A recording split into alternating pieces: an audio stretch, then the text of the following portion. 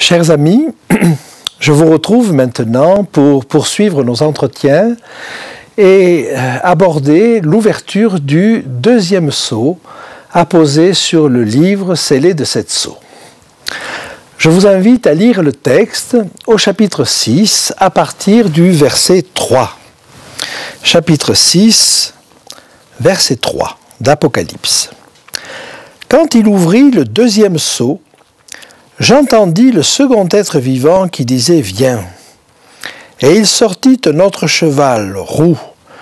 Celui qui le montait reçut le pouvoir d'enlever la paix de la terre, afin que les hommes s'égorgeassent les uns les autres, et une grande épée lui fut donnée. Voilà un messager bien agressif. Et il reçoit une mission, celle d'enlever la paix de la terre et de faire que les hommes s'égorgent. Je vous rappelle que, selon la chronologie que nous avons établie dans nos premiers entretiens, ces sceaux commencent à s'ouvrir à l'occasion du jugement. Et nous avons vu également que ce jugement commençait au XIXe siècle.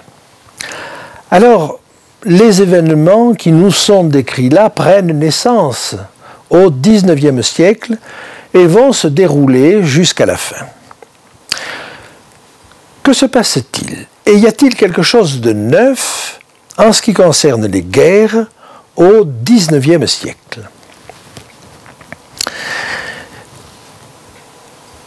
On peut dire qu'il y a toujours eu des guerres, de tout temps.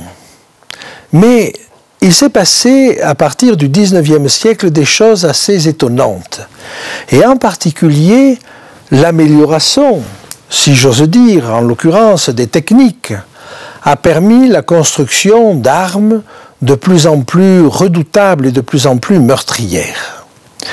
Mais ça n'est pas la seule raison d'un démarrage au XIXe siècle.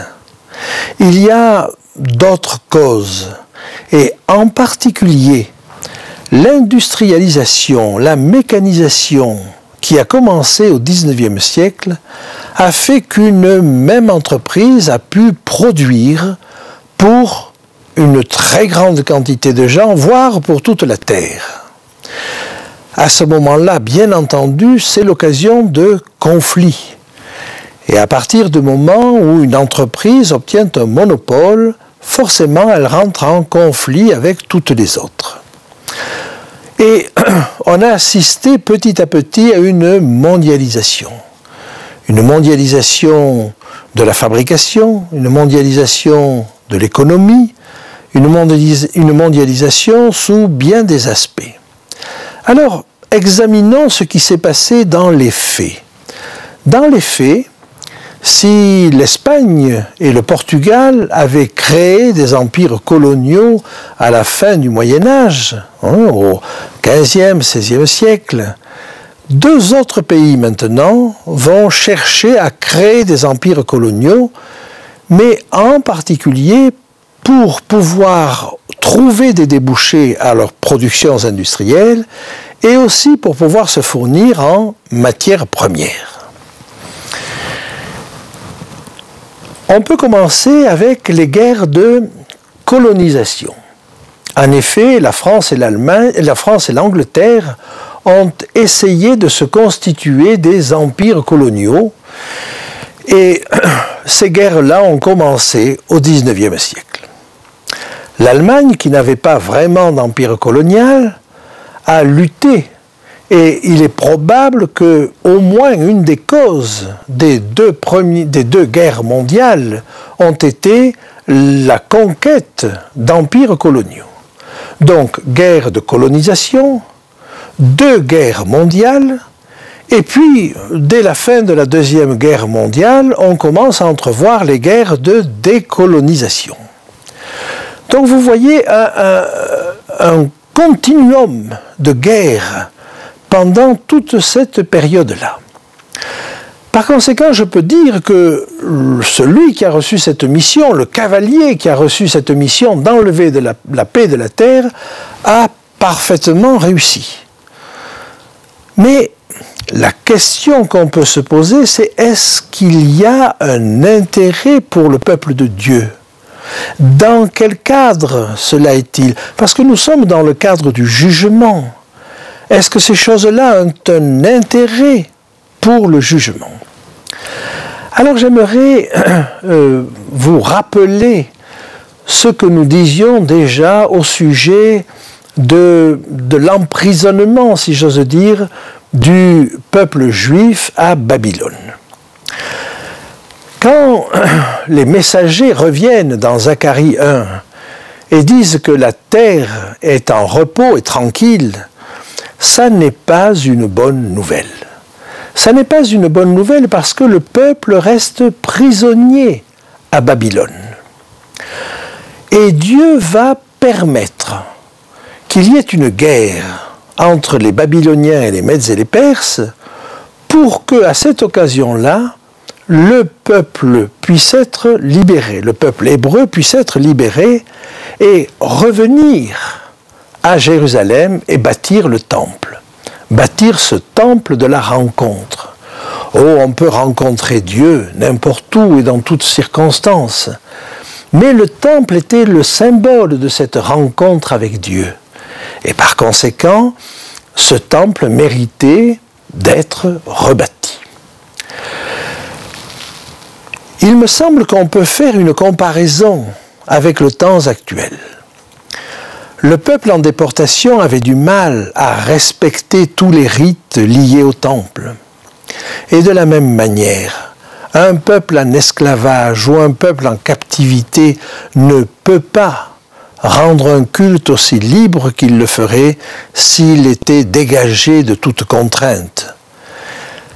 Et par conséquent, il y a dans la guerre que Dieu va permettre, sans le souhaiter, mais dans la guerre entre les nations, sans doute la possibilité de donner à certains peuples l'occasion de se sortir d'une tutelle trop lourde pour accéder à une plus grande liberté, liberté qu'il peut utiliser de plusieurs manières, mais qu'il peut utiliser aussi à servir Dieu.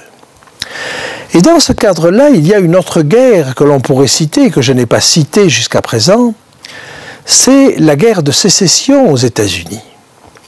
La guerre de sécession a permis, avec beaucoup de sang et de larmes, mais a permis à toute une population noire d'accéder à la liberté. Et par conséquent, il y a là, effectivement, quelque chose de positif pour le peuple de Dieu. Et ne nous contentons pas de cela. Est-ce qu'il n'y a pas aujourd'hui de nombreux peuples, de nombreuses ethnies qui sont dans un état de dépendance, de soumission, dans un quasi-état de captivité qui les empêche de servir Dieu comme elles le voudraient? Alors je sais bien que l'objectif de chaque dirigeant dans quelque pays que ce soit d'assurer le bien-être de son peuple. Mais voilà, le bien-être aussi passe par cette possibilité de servir Dieu comme on l'entend. Sans insister davantage sur cet aspect des choses, je voulais simplement vous montrer qu'il y avait là la réalisation d'une prophétie. Et quand le texte nous dit qu'il s'agit d'enlever la paix de la terre, même s'il y a eu des guerres de tout temps, une guerre qui occupe toute la terre, c'est-à-dire une guerre mondiale, et il y en a eu 2, ça il faut attendre le XXe siècle pour le voir se réaliser. Et par conséquent, cette prophétie a trouvé sa réalisation au XXe siècle, même si les causes partent déjà du XIXe siècle. Il est question que les hommes s'égorgent et une épée est donnée à ce messager de difficulté, pour employer un terme trop faible. Et ce messager a à sa disposition une épée. Alors on peut voir dans l'épée simplement l'instrument de la guerre. Mais l'épée peut avoir un autre sens. Dans un sens spirituel, Jésus a dit « Je suis venu apporter l'épée sur cette terre ». Le conflit entre les parents de la même famille, entre des voisins.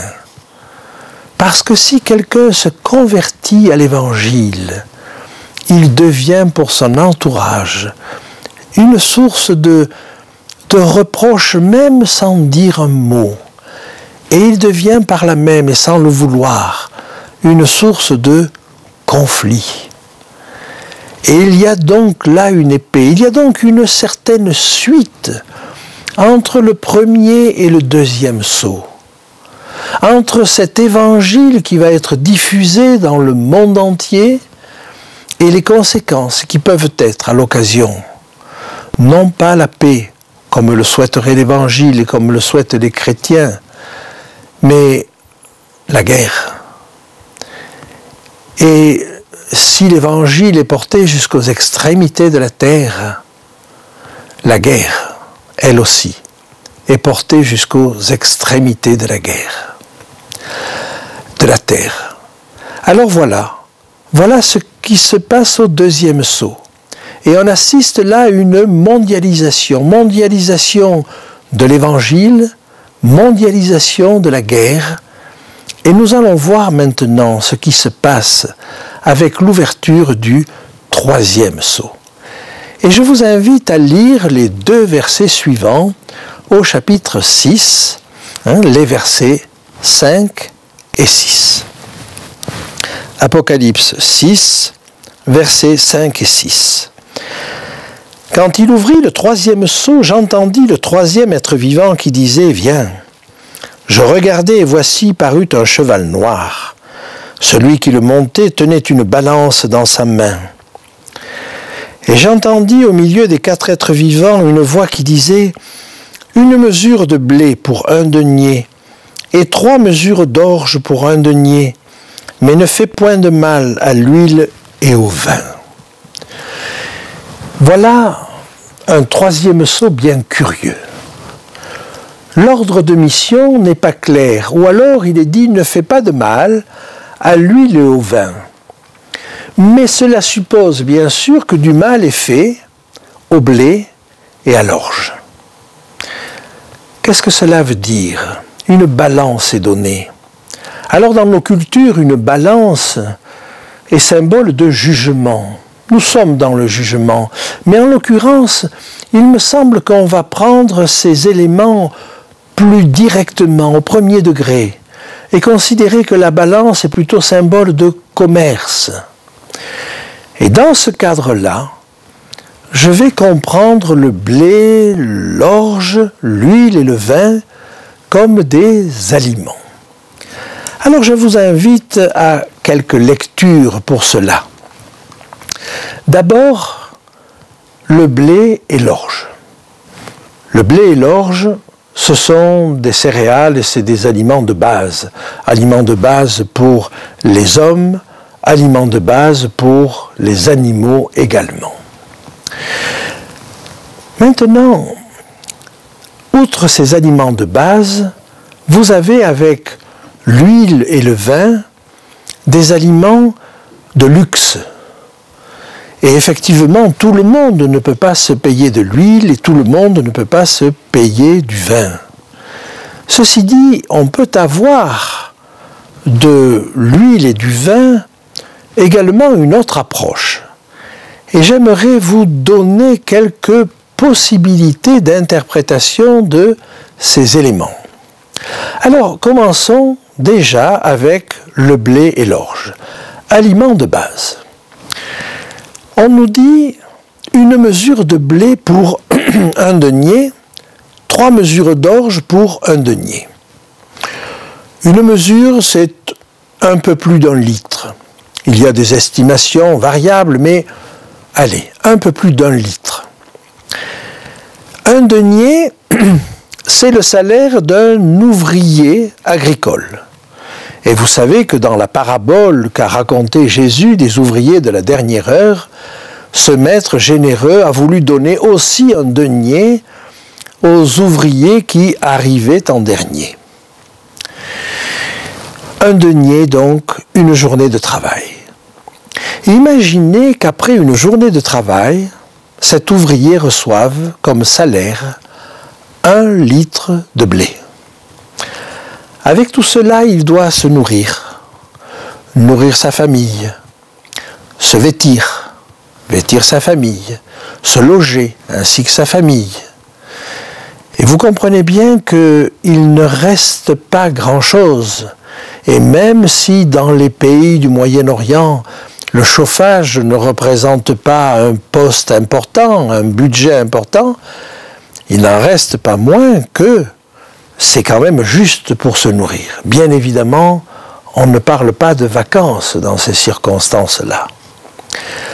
Donc, dire une mesure de blé pour un denier et 3 mesures d'orge pour un denier, c'est déclarer des prix extraordinairement élevés pour une population relativement pauvre. Et à quoi assistons-nous maintenant? On assiste à maintenant au doublement du prix des céréales. Alors pour des personnes pour qui l'alimentation représente 1% de leur budget, eh bien si ça monte à 2%, c'est tout à fait gérable. Mais dans la plupart des pays sous-développés, la nourriture occupe 85% du budget, que les céréales doublent et les personnes n'ont plus assez pour se nourrir. Et c'est ce qui s'est passé. Et vous savez que la crise actuelle a démarré en 2008 avec des émeutes de la faim. Parce que les gens, même qui avaient un travail, ne gagnaient pas assez pour se nourrir. Le deuxième aspect que j'aimerais souligner ici, c'est le côté arbitraire de ce prix. Savez-vous que le prix des céréales se fixe à la bourse de Chicago? En d'autres termes, des personnes, à un moment donné, et on envisage de l'interdire maintenant, mais se sont mis à spéculer sur les denrées alimentaires. Ça veut dire quoi? Ça veut dire que des personnes sont suffisamment riches pour acheter une part de la production mondiale, la retenir, attendre que les gens aient faim et que les prix montent pour les vendre à un meilleur prix. Ça, c'est de la spéculation. Eh bien, ces dernières années, on ne manquait pas de denrées alimentaires. Et ce qui a fait monter les prix, ça n'est pas une sécheresse, ça n'est pas un défaut de production, c'est la spéculation. Oh, nous arriverons avec l'ouverture du 4e sceau à quelque chose de plus terrible. Mais pour l'instant, c'est la spéculation qui a fait monter les prix. Et j'aimerais vous dire que je vois dans l'ouverture de ce 3e sceau l'expression de la crise actuelle. Alors me direz-vous, mais il y a bien d'autres choses que l'on pourrait imaginer. Oh, peut-être. Mais je trouve que ça colle bien parce que l'huile et le vin ne sont pas touchés. Les riches ne sont pas touchés. Il n'y a jamais eu autant de riches, autant de milliardaires sur la planète. Il n'y a jamais eu autant de pauvres, il n'y a jamais eu autant de riches. Ne faites pas de mal à l'huile et au vin. On pourrait voir aussi dans l'huile et le vin les moyens thérapeutiques. Vous connaissez l'histoire que Jésus raconta du bon Samaritain, de cet étranger pour des Juifs qui rencontre un blessé sur la route et qui va le soigner. Et il va le soigner avec du vin et de l'huile. Alors le vin contient de l'éthanol, c'est-à-dire de l'alcool, c'est un bon désinfectant. Et puis, pour cicatriser, une matière grasse est souvent utile et on applique même encore maintenant du tulle gras. Et il a appliqué de l'huile. Sous d'autres formes, ce sont les mêmes thérapeutiques qu'on applique aujourd'hui. Ne fais pas de mal à l'huile et au vin, ça pourrait vouloir dire ne fais pas de mal aux éléments thérapeutiques. Et c'est vrai que la thérapeutique continue à se développer. Mais j'aimerais attirer votre attention sur autre chose. Je vous ai parlé d'éthanol, d'alcool tout à l'heure. Et éthanol, ça doit vous faire penser à autre chose. Ça vous fait penser aux biocarburants. Et l'huile, est-ce qu'on ne cultive pas actuellement de grandes surfaces de terre pour produire une huile qui va servir de biocarburant? Permettez que je relise ce texte à la lumière de cette dernière chose. Une mesure de blé pour un denier, 3 mesures d'orge pour un denier, mais ne faites pas de mal aux biocarburants.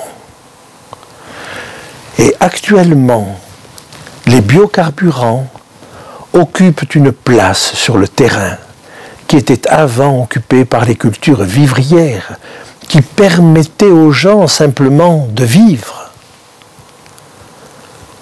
Nous sommes arrivés à un monde étrange où pour pouvoir rouler avec sa voiture, il va falloir qu'on empêche des gens de cultiver des terres qui serviraient à leur propre subsistance.